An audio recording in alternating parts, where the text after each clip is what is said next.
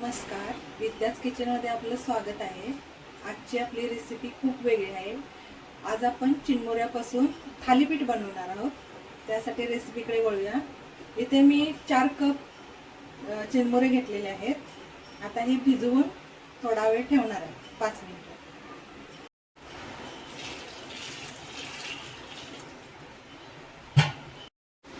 आता हे चिरमुरे भिजलेले आहेत, आपण आता काढून घेऊया।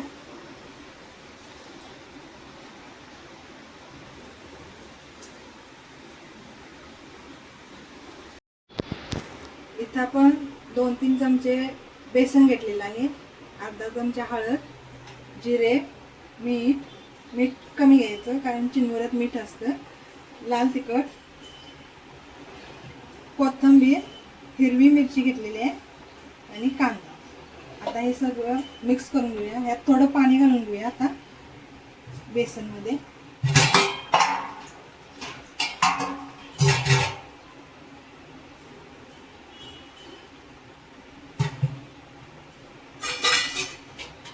पातळ करून घ्या।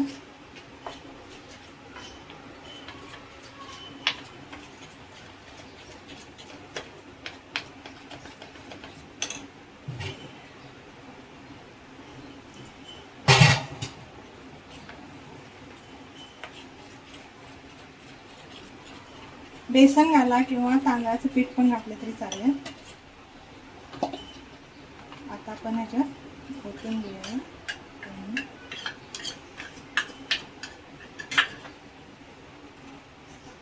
जिरं, हळद, मीठ, लाल तिखट, कांदा, मिरची, कोथिंबीर,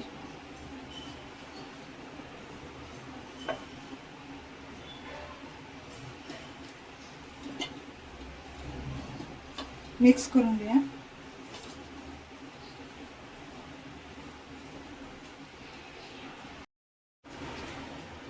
पॅन आपला तापलेला आहे, तेल थोडं टाकून घ्यायचं।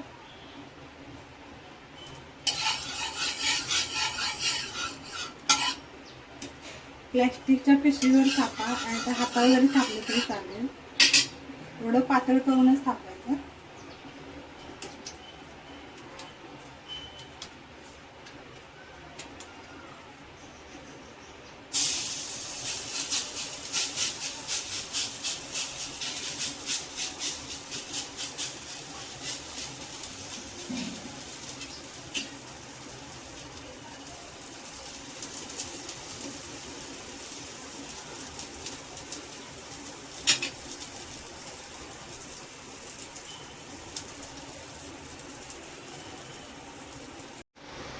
हे बघा, आता छान भाजलेलं आहे भरपूर,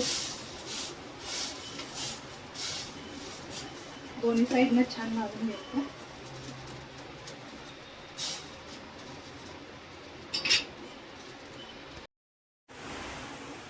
हे बघा, मी आता 3 घातलेले आहेत,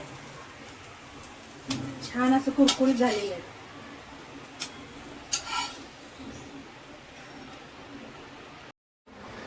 अशा प्रकारे आपली चिरमुऱ्याची रेसिपी तयार झालेली आहे आणि झटपट होणारा नाश्ता आहे। तुम्ही लहान मुलांना टिफिनमध्ये देऊ शकता। जर तुम्हाला ही रेसिपी आवडली असेल, लाईक, सबस्क्राईब, शेअर करा, बेल आयकॉनवर जाऊन क्लिक करा।